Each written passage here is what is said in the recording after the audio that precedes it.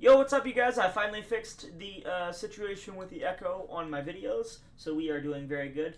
And I'm not gonna lie, I had to wipe down my keyboard because I fucked it up and spilled something on it, and it kept skipping when I tried to do this intro the first time. Today, we are doing in honor of how good the Ron White on Tiger Woods bit did with you guys. That video almost has 1.5 thousand views. You guys are fucking crazy. What the hell? And we're about to hit 200 subscribers on YouTube. Crazy as shit, man. Anyway, the goal for 2025 is 500, obviously, so I can get monetized. So help your boy out. Go sub if you like it. Comment, you know, everything. But this is Randy Feltface. Randy buys a book off Gumtree. And for anyone who doesn't know, Gumtree in the UK is like a Craigslist or Facebook Marketplace or something. Alright, here we go. Okay, fuck. Okay, here we go. Okay. Walking to Sky, Chapter 1. I bought a bookshelf on Gumtree recently. It was an amazing experience. I'll quickly tell you about it and then I'll read the book. But I found it strange because it made me... Gumtree is more like Craigslist than Facebook Marketplace. It's like the sketchy place everybody buys things and where you could potentially get stabbed if you buy something. Fact. Shout out to all my UK brethren who let me know that, because I did not know. But, shout out to you guys. By the way, I'm using the new set of speakers, like my actual audio, or my, what's it called? Sound system to do this. So, like, I have my sub underneath me, and then 2 speakers around me. So, let me know how this video also sounds. But I should have fixed the echo. Start to think about the way, like, our methods of communication have sort of changed over the years. You know, in the old days, if you wanted a bookshelf, you'd just go see Gareth the bookshelf guy, because he was the dude in your tribe that made the bookshelves. He had a little bookshelf cave. He was reputable. Now, any mad bastard can sell their shit on Gumtree. You know what I mean? As a species, we're sort of able to cope with knowing and gossiping about around like 100 or 150 people. That's like the limit of our tribe. Let me know how many friends you guys have in each, like, down in the comment section below, because like I have 2 friends, fam. Like 2 actual close friends. I know a lot of people, but I don't consider them friends. Like I have maybe, let's say 10 people that I consider close friends. But I don't know 150 people, fam. I mean, I know 150 people, and I talk to that many people probably on a weekly basis, but it's not like I know them. So if you really know that many people, you're crazy, and you just must have all the friends in the world. Any more than that, it starts to get confusing, which is why we created abstract constructs like territories and deities to unite larger groups of people under an imaginary common factor. And it works a treat because we only really gather en masse on special occasions. But I think like social media and it's fucking all that up, you know? I don't think we're able to deal with the thousands of people we're connected to on a daily basis, and as a result we neglect our immediate 150, you know? That's why I never get invited to parties anymore. It's not because I ramble on about veganism and fisting old ladies. It's because I'm not on Facebook and everybody just assumes you are. I am so behind on the births. It's not because I fucking... wait, what? We're running that back. I don't care.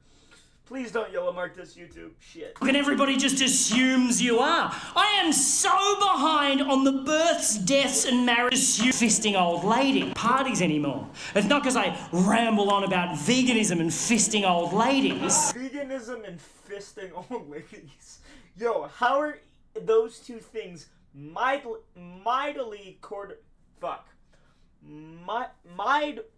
dude, my stutter is gonna be the death of me. Mildly correlated. How the hell are those 2 things even relatively similar, dude? What? It's because I'm not on Facebook and everybody just assumes you are. I am so behind on the births, deaths and marriages of my friends that I feel like the time traveler's wife every time I go to a party. I'm like, this is Tim, he's our son, he's 6 now. Fucking didn't even know you were pregnant. Anyway, and you know smartphones aren't that great. You know that, right? They're not. They're not that great. You don't need the internet in your pocket. You work at Coles, okay? You're not working for the president. You don't need it. You don't need that much information. And also, what was the point of developing opposable thumbs for you to take a photo of your head and post it on the internet and then just stand by for validation? No one gives a fuck about your head. They'll only validate it in order to gain permission to post a photo of their own head on the internet and stand by for validation. The people who give a fuck about your head will at some point see it in real life. Fuck your head and the neck it rode in on. Your vanity is sucking up my bandwidth. Anyway, this is what's going through my head as I'm on Gumtree looking for a bookshelf, because you know when you put something in the search in Booktree, what the fuck? When you put something in the search on Gumtree, I'm having a stroke up here. Yeah, when you put something in the search, right? Hang on, before we even fucking get anywhere into this, am I the only one who for a half a second thought he was alive? Like, obviously I know there's a puppeteer like controlling him. But, like, the movements are so fluid. Like, when he did the stroke thing here, hang on. Gumtree, I'm having a stroke up. It looks real. I mean, like, he just falls. There's no, like, it's not tacky. He just gets back up like a human would. That's crazy. When you put something in the search on Gumtree, I'm having a stroke up here. Yeah, when you put something in the search, right, and like, there's always a couple of things that come up in the list that are like the polar opposite of what you search for. I'm like, get out of my head, Gumtree algorithms, conspiracy! No, but seriously, you type, it's like bookshelf, and it's like bookshelf, bookshelf, bookshelf, gramophone. Bookshelf, bookshelf, bookshelf, combine harvester, what the fuck? That's actually a pretty good price. Anyway, on this particular day, I found 2 bookshelves that worked for me in terms of cost and, more importantly, geographical convenience, because I'd be fucked if I'm driving to Broadmeadows to pick up a bookshelf, right? So I type in bookshelf and I see the 2 things and I'm like, okay, one salary is Kathy, the other is Morgan. I send them both the same text message. Hello, I saw your bookshelf on Gumtree. Is it still available? Kathy texts back straight away saying, sorry, it went this morning. That's cool, Kathy. I'm sorry I gave you an annoying voice in the retelling of this story. Morgan's response came through a couple of minutes later and simply read, it was my wife's bookshelf. How do you respond to that? Aside from the fact that it doesn't answer my fucking question, his use of past tense in that sentence unnerved me slightly. I'm like, oh, I should probably just find another bookshelf. And then I noticed he lived in the suburb next to me, so I replied, is it still available? He responded with the letter Y. Just a Y? Is he asking me why I want to know if it's still available? Or is it a Y for yes, and he's so in the throes of grief that he can't manage the E and the S? I assume it's a Y for yes, so I respond, cool, I'll take it. When's a good time to come and pick it up? No reply for 15 minutes. I'm like, oh, he's forgotten about me, fuck it, I'll find another bookshelf. And then when his reply actually does come through, I realise he spent those 15 minutes crafting his response because it's a fucking thesis. He must have felt so bad about only using a single consonant in his previous text that he just massively overcompensated with this one. Also, for some reason, felt that the use of punctuation entirely unnecessary.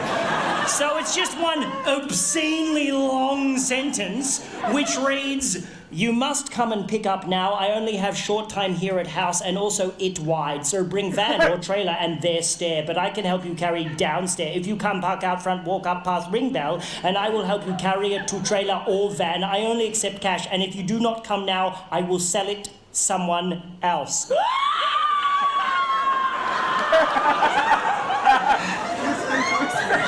Again, I'm thinking, oh, I should just find another bookshelf at this point. But now I am fascinated by Morgan and I simply must meet the man. So I drive over to his house. Oh, before I left, I sent him a message saying, cool, I'll be there in 10 minutes. He replied, okay, but spelled it O-K-A-Y, which just fascinated me more that he'll use 4 letters to spell a 2-letter word, but only 1 letter to spell a 3-letter word. Morgan is off the fucking chain!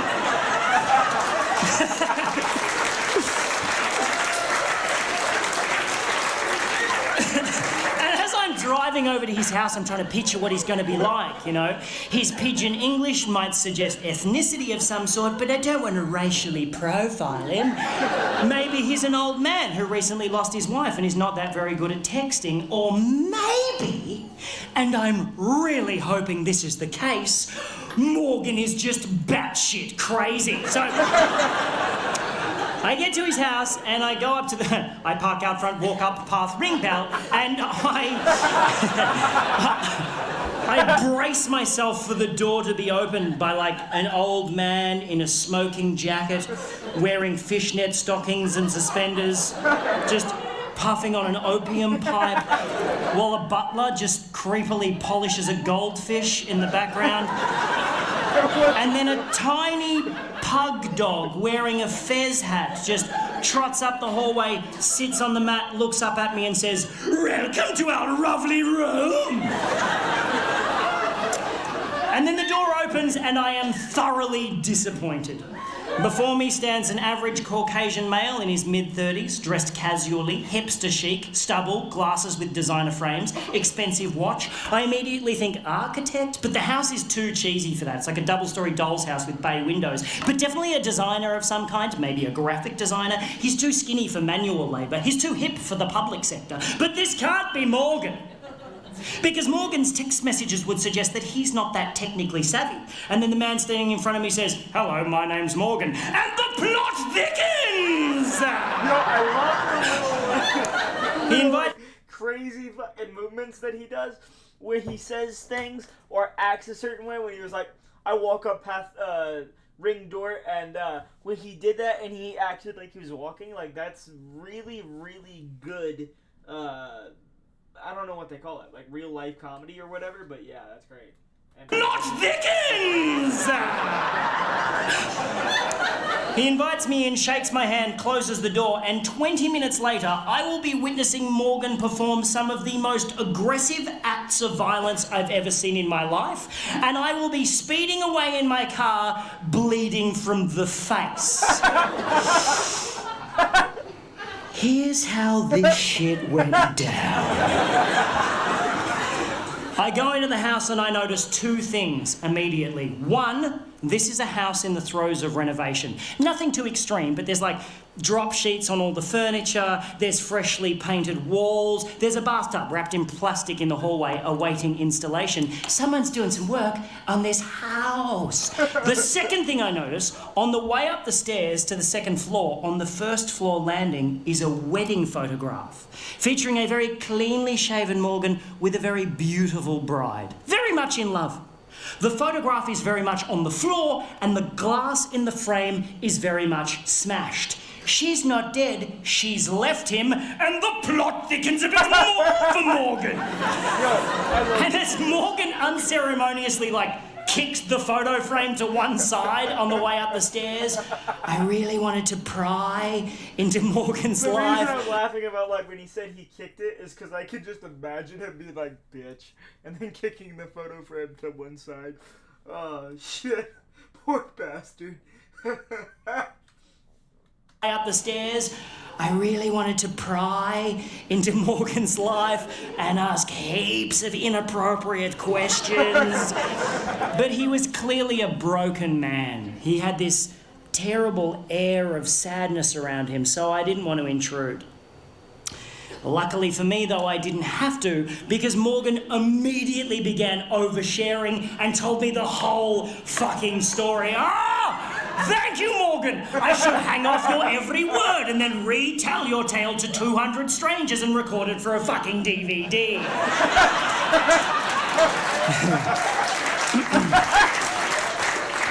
Yo, Could you imagine being that guy, being that Morgan guy, being like, yo, I told you that in confidence, and then you watch the DVD or you see the comedy special on, like, Comedy Central or whatever the UK has for comedy, and just be like, motherfuck, I told you that in confidence.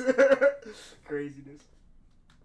He is a graphic designer, yes, and he's really good at it. He does like massive rebranding campaigns for large corporations. He gets flown all over the world doing this shit, right? About 4 years ago, a woman hired Morgan to rebrand her florist business, and he did such a great job, she married him. And he thought everything was just fine, until about 3 months ago. Morgan had to do a presentation in Sydney, right? But he was on his way home from overseas and he got stuck in Dubai due to a flight cancellation. So rather than cancel the meeting, Morgan suggested to these businessmen... First of all, I know this is throwing you guys off, but I've never been there, but out of all the places to be stuck in, I don't think Dubai would be that bad of a place, just saying. In Sydney that they do a Skype chat because he's so technologically savvy despite his fucking baffling text message style. So Morgan checks into a hotel, cracks open his laptop and starts Skyping with this room full of businessmen in Sydney who are all watching Morgan on a massive screen on their boardroom wall, right? And everything's going great. Morgan is totally nailing it until about halfway through he realises that a file he wants to show these dudes is on the desktop of his home computer back in his home office in Melbourne. And he decides to live share the desktop of his home computer on the Skype chat. He knows how to do that. He can control his computer remotely from anywhere in the world. It's not particularly new technology, but Morgan makes it sound so impressive. So this room full of businessmen are all watching keenly like, oh, Margaret, bring in some biscuits. There's some newfangled shit going on in here. Yo, first of all, before you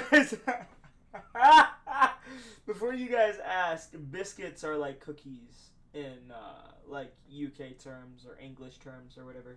So he's just saying like bring in some cookies or treats, desserts, whatever. Yeah, I know that just from being with a UK woman for so long. Wonder how Shannon's doing. Shannon, if you see this, hope you're doing okay. The room full of businessmen are all watching keenly like, oh, Margaret, bring in some biscuits. There's some newfangled shit going on in here.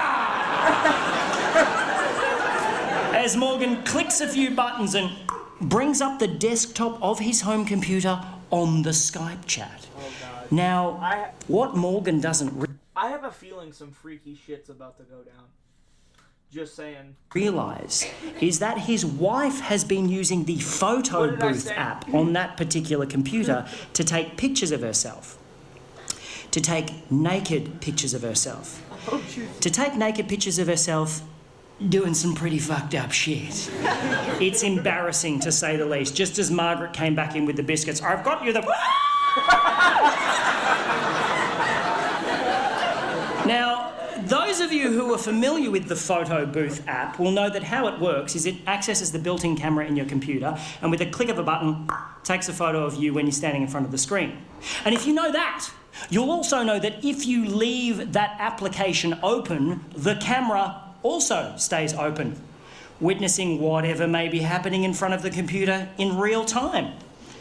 Such as your wife in your home office fucking your best mate. I thought it was just gonna be some freaky shit. I didn't know. I'm drinking some water, shit. I didn't know. In your home office in real time. Such as your wife in your home office fucking your best mate. Look at the puppet's reaction.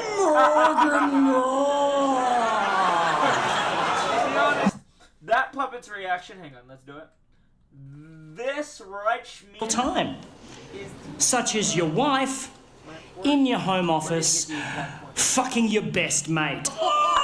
that would be my reaction right there if I found out my ex or whatever was messing around with my best friend. That's some crazy shit, and she's kind of a schlag for that. But holy shit, man, that's crazy.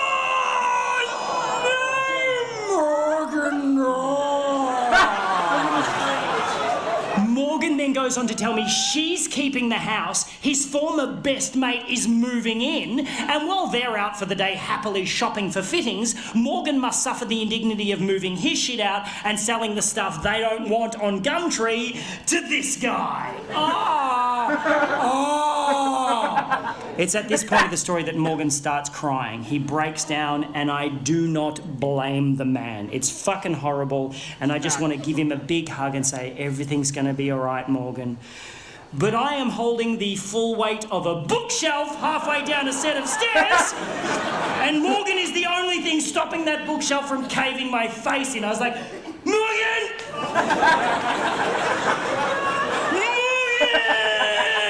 And Morgan managed to pull himself together for about 8 seconds and then just went bah and let the bookshelf go. I fell backwards. It literally rolled over me and took out the light hanging above the staircase. I'm now lying on my back getting showered in broken glass as the bookshelf turned end over end and just went thonk right through a freshly painted wall at the bottom of the stairs. I'm like,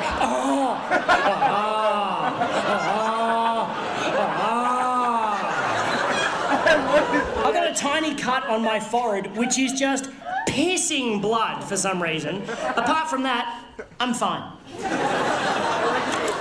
Morgan, however, he's not fine. Morgan is the opposite of fine.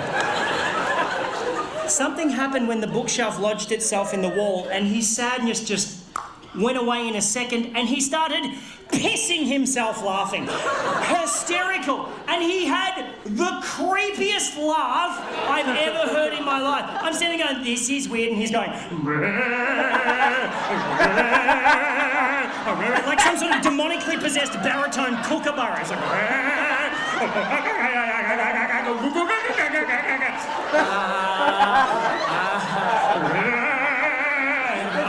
can I still have the bookshelf? He's like, yeah. We extracted from the wall. The bookshelf, incidentally, showing no sign of having just rolled down a staircase and smashed through a wall. We carried it out to my car. We had to stop about 6 times because Morgan was like, hang on a minute. We got it to my car, put it on the trailer, and Morgan was in such a great mood, he let me have the bookshelf for free. Oh!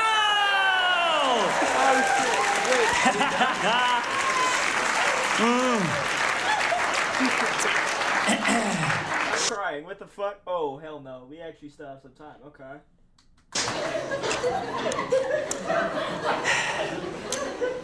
And that's where the story should end. But there was something about the bookshelf going through the wall that flipped a fucking switch in Morgan's head, and he is now hungry for more destruction. So as I started tying the bookshelf down to my trailer, Morgan just strolls over to like an upright mailbox on the front lawn and just starts trying to wrench it out of the ground. Just really putting... Dude, the impromptu comedy, like him actually like doing that motion is making me think there's an actual mailbox there. Like, look what I mean when I say like actually good at, you know, prop comedy. Watch this. On the front lawn and just starts trying to wrench it out of the ground. Mailbox, because I don't know if I'm the only one who sees like the visual comedy in that, but I actually like see him like ripping out a mailbox, like not genuinely, but I can see it, like not actually, but I can see it with my eyes, and like I can imagine that's there, and he's ripping it out of the ground. So the visual comedy is crazy, and whoever is controlling Randy is doing an absolutely amazing job of that. I hit the 0 instead of the back button. Upright mailbox on the front lawn and just starts trying to wrench it out of the ground. Just really putting his back into it. I'm like, you okay, buddy? He's like, yep. He pulls it out of the ground, whereupon he wields it like a fucking battle axe and just starts smashing up the front garden, just beheading the daisies, fucking up the lavender. I'm like, oh, hey Morgan, maybe you want to stop and think about that. And he wheeled around and looked at me like Jack Nicholson chasing Shelley Duvall up the stairs in The Shining and said, why don't you mind your own fucking business? Yep, cool man, yep. Now, I like tying knots. I'm quite good at tying knots. If I tie something down, I take my time because I want it to stay there. But as Morgan nonchalantly strolled up the driveway, rolled up the garage door, and put the mailbox through the windscreen of an Audi, I must admit, I kind of rushed my knot. He really was pissed. He said, fuck that bitch, let me put it through her fucking car. Damn. That's crazy. To put a mailbox through the windshield of your ex-wife's fucking Audi is crazy. What? Audi? I must admit, I kind of rushed my knot tying job. I got in the car, I'm about to drive off. I'm like looking at the house going, I'm sure he'll be fine. And then an armchair smashed out of an upstairs window and just went doink, doink, doink, doink down the front lawn. I was like, wait, what's an armchair? Am I stupid? I don't know what an armchair is. Somebody in the comments, let me know what an armchair is. Armchair smashed out of an upstairs window and just went doink, doink, doink, doink down the front lawn. I was like, what's my duty of care in this situation? My personal opinion would be don't give a fuck and get out of there before he strangles your little sock puppet self. But that's my personal opinion. I didn't want to call the cops on him. I didn't want him to trash the house. I'm like, fuck, I'm going to have to talk to Morgan. So I got out, I walked up the driveway, shitting myself. You know when someone does something really violent and you're just like, fuck, we're not supposed to do shit like that. Yucky, just yucky feeling in my tum-tum. And I'm standing there